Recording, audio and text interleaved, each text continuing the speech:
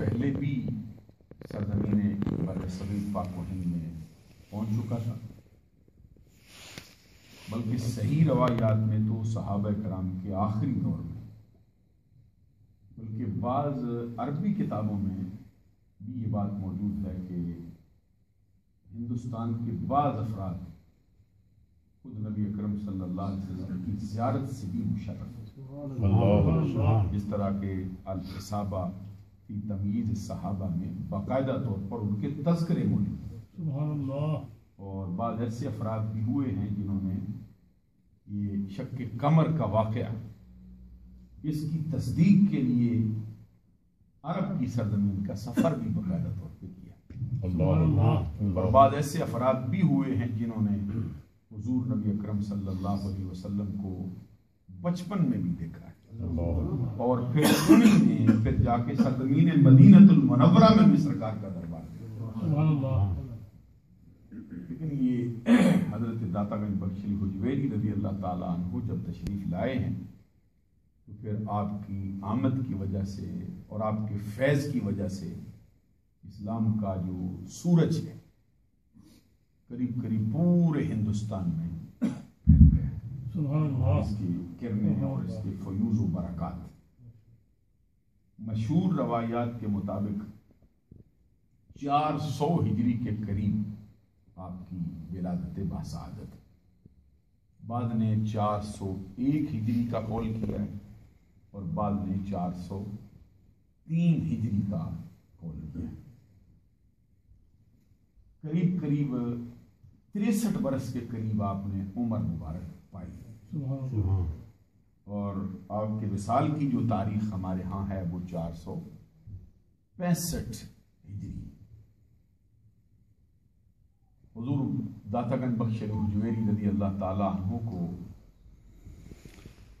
نسب کے اعتبار سے بہت سی فضیلتیں حاصل ہیں، اللہ اکبر، اور یہ ہے کہ 9 واسطوں کے بعد آپ کا نسب حضور مولا علی شیر خدا رضی اللہ تعالیٰ عنہ وکرم اللہ وجہ الکریم سے ملتا ہے۔ سبحان اللہ۔ نعرہ تکبیر، اللہ اکبر، نعرہ رسالت، یا رسول اللہ۔ 9 واسطوں کے بعد آپ حضور مولا علی شیر خدا سے ملتے ہیں، سبحان اللہ۔ اور حضرت علی المرتضیٰ شیر خدا رضی اللہ تعالیٰ عنہ کی وہ اولاد جو سید عالم ملکہ فردوس برین نور چشم رحمت للعالمین ہمارے آقا کے جگر کا ٹکڑا، عصمت کا در نہاں، عفت کا گنج گراں، سبحان اللہ۔ شہزادی کون و مکان، اللہ اکبر، سیدۃ النساء اہل الجنہ، اللہ اکبر، سیدۃ النساء العالمین، اللہ اکبر، حضرت فاطمۃ الزہرا رضی اللہ تعالی عنہا کے بطن سے، جن کو بالواسطہ اولاد رسول ہونے کا شرف و اعزاز حاصل۔ اللہ اکبر۔ ویسے تو حضرت علی شیر خدا رضی اللہ تعالیٰ عنہ کی ساری اولاد اور ان کی آگے ساری نسل یہ اہل بیت ہے۔ سبحان اللہ۔ سبحان اللہ کہیں گے یہ سبحان اللہ، سبحان سبحان اللہ، اللہ۔ یہ اہل بیت۔ کیا بات، کیا ذمہ بات، داری سے یہ بات اہل سنت کا طالب علم اللہ کر رہا ہوں، آپ کی ساری نسل اور سب پر آل علی جتنے سب پہ صدقات واجب حرام، سبحان اللہ، اور سب پر زکوٰۃ حرام، اور سب آل محمد، سبحان اللہ۔ لیکن اولاد رسول ہونے کا شرف و اعزاز جن کو حاصل ہے وہ حضرت سید عالم کے بطن سے جو اولاد ہوئی ہے نرینہ، سبحان اللہ۔ نہ کہ آپ کی بیٹیوں کی آگے پھر اولاد رسول میں صرف حسنین کریمین رضی اللہ سبحان تعالی اللہ۔ عنہما کی نسل آگے چلی۔ سبحان اللہ اکبر۔ تو حضرت علی شیر خدا رضی اللہ تعالی عنہ کے جو دونوں بیٹے، ان دونوں کا مقام اور مرتبہ بہت اونچا ہے۔ سبحان اللہ۔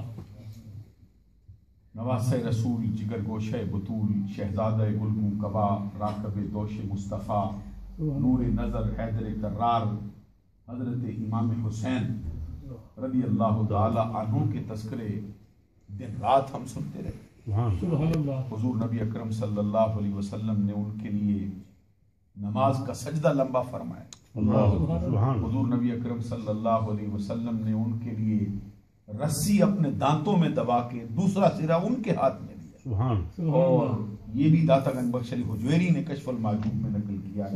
فاروق اعظم رضی اللہ تعالیٰ عنہ راوی ہیں، فرماتے ہیں میں نے دیکھا کہ سرکار دو جہاں صلی اللہ علیہ وسلم نے ان کو اپنے کندھے پہ بٹھایا اور رسی کا ایک سرا دانتوں میں دبا رکھا اور دوسرا سرا حضرت امام حسین کے ہاتھ میں دے رکھا۔ فرماتے ہیں میں دیکھتا تھا کہ حسین جدھر کو رسی کھینچتے ہیں سرکار کا رخ زیبا ادھر کو مڑ جاتا ہے اور ادھر ہی چل پڑتے ہیں۔ اللہ اکبر، اللہ سبحان اللہ۔ جواب دہن سرکار نے ان کو عطا فرمایا، اپنی گود میں کھلایا، اپنے سینے پہ چڑھایا، اپنی بغل میں لیا سرکار۔ ان کے لیے سرکار نے خطبے منبر پر بیٹھے ہوئے چھوڑ دیے۔ ان کا مرتبہ بہت اونچا ہے اور بہت تذکرے اس کے ہوئے، لیکن دونوں بھائیوں میں نظریہ یا اہل سنت کے مطابق جس کا مرتبہ اونچا ہے دونوں بھائیوں میں نسبتاً وہ حضرت امام حسن مجتبی سبحان اللہ اکبر، اللہ اکبر، اللہ اکبر، یہ اہل سنت کا نظریہ ہے۔ اللہ اور جو ویسے تو آپ کو معلوم ہے کہ امام کا لفظ بولنا ہمارے ہاں بھی یہ رہبر و رہنما کے لیے ایک مستحب عمل ہے۔ دیکھتے ہیں کہ محلے کی مسجد کا امام ہو اس کو بھی امام کہتے ہیں، امام الحی اس کو کہا جاتا ہے۔ جمعے کی مسجد کا امام ہو اس کو بھی امام کہتے ہیں، اور کوئی مجتہد ہو اس کو بھی امام کہتے ہیں۔ اور ہمارے اعلیٰ حضرت امام احمد رضا امام اہل سنت کے نام سے پہچانے جاتے ہیں، سارے زمانے میں ان کا شہرہ ہے۔ اور پھر مجتہدین کی صف میں جس کا اونچا مرتبہ ہے امام الائمہ، سراج الامہ، شرف فقہا، کاشف الغمہ، امام اعظم ابو حنیفہ اور پھر اسی اعتبار سے یہ آپ کو معلوم ہے یہ 11 اماموں کا سلسلہ بھی حضرت امام باقر ہے، حضرت امام زین العابدین ان کے والد محترم ہیں، اور پھر ان کے بیٹے حضرت امام جعفر الصادق رضی اللہ تعالیٰ عنہ، اور پھر حضرت امام موسیٰ کاظم رضی اللہ تعالیٰ عنہ، اور پھر حضرت امام رضا ہیں، پھر امام نقی ہیں، پھر امام تقی ہیں، پھر امام حسن عسکری۔ سب کے لیے امامت کا لفظ جو ہے وہ یہ اہل سنت کے نظریے کے مطابق یہ بولنا جائز ہے، اور نہ صرف جائز ہے بلکہ مستحب ہے۔ یہ سارے ہمارے رہبر ہیں اور ہمارے رہنما ہیں۔ حضرت شاہ عبدالعزیز محدث دہلوی سے سوال ہوا ہے، یہ جو ان کی کتاب ہے شیعہ فرقے کے اوپر جو اثنا عشری انہوں نے لکھی ہے، اس میں پوچھا گیا کہ ان کو امام کہنا جائز ہے؟ بڑی بڑی ہستیاں یہ 11 امام ہیں، ان کو شیعہ اپنا امام کہتے ہیں، وہ فرماتے ہیں یہ حقیقت میں اہل سنت کے امام ہیں۔ ساتھ فرماتے ہیں کہ پھر یہ ہے کہ ہمارے ہاں ان کو امام اس جو ہے وہ پیش نظر کہا جاتا ہے، اس کے پیش نظر کہ یہ تصوف کے امام، تصوف کا مرتبہ ہماری کتابوں میں جو ان ہستیوں کے حوالے سے لکھا ہے اس کی تفصیل بڑے اونچے درجے پہ۔ حضور غوث اعظم عبد القادر جیلانی رضی اللہ تعالیٰ عنہ کے مناقب میں ان 11 ہستیوں کا تذکرہ بہت اونچے مرتبے پہ آیا، اور ان کو پھر اغواس کی صف میں کھڑا کیا گیا۔ کسی موقع پر میں یہ بڑی تفصیل عرض کروں گا، اور وہاں یہ بات لکھی ہے کہ اس امت کے سب سے پہلے غوث وہ حضرت ابو بکر صدیق، امت کے سب سے پہلے غوث اور اس کو بڑے بڑے اولیاء کاملین نے اپنی کتابوں کا حصہ بنایا۔ یہ جو بڑا اس کے پیچھے ایک واقعہ مشہور ہے، میں چونکہ میری گفتگو تھوڑی زیادہ وقت میرے پاس نہیں، وگرنہ میں اس کو بڑا کھولتا، اور پچھلے دنوں میں ڈربی میں گیا تھا، وہاں پر میں نے وہ واقعہ بیان کیا، یہ ہستیاں کیسے امام ہیں، کیسے غوث ہیں، اور پھر فرمایا گیا وہاں پہ کہ صدیق اکبر کے بعد پھر وہ تخت بچتا ہے اور غار حرا میں، اور جس میں سرکار بیٹھتے تھے، غار حرا میں بیٹھنے کی وجہ تھی باقاعدہ طور پہ، ایک اس کی ظاہری وجہ تھی، ایک اس کی باطنی وجہ تھی۔ کہتے ہیں یہ باطنی وجہ، ظاہری تو یہ تھی کہ جب سرکار جا کے وہاں پہ بیٹھتے تھے تو اگر مکہ المکرمہ کی طرف سرکار کا چہرہ ہوتا تو وہاں پہ جو پہلی نظر پڑتی تھی وہ بیت اللہ شریف پہ پڑتی، اس لیے غار حرا میں بیٹھتے تھے، کسی اور غار میں نہیں بیٹھتے، وہاں بیٹھے بھی یہ بیت اللہ شریف کی زیارت ہوتی رہتی۔ اور باطنی وجہ کہتے ہیں کہ یہ ایوان الصالحین ہے، یہ غار حرا ایوان الصالحین، یہ نیک لوگوں کی کچہری، سبحان اللہ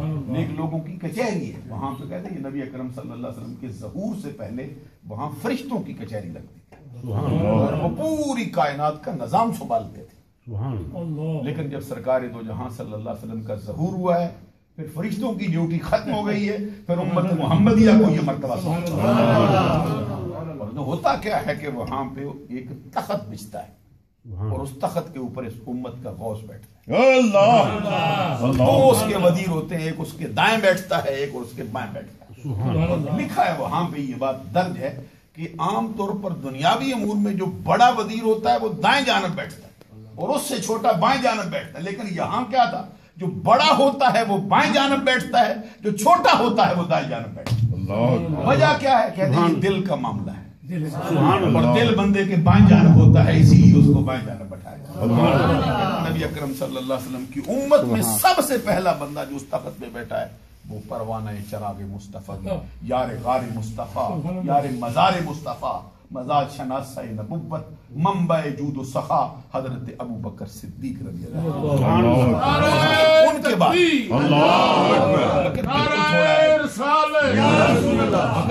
بات میں لمبی چھیڑ بیٹھی جو کہ حضور داتا رنج بخش حجویری کی اگر فضائل و مناقب میں بیان نہ کروں تو یہ بہت بڑی بے ڈھنگی سی بات ہوگی, اور وقت بھی ایسا ہے کہ میں بہت تھوڑا وقت اپنے پاس رکھتا ہوں.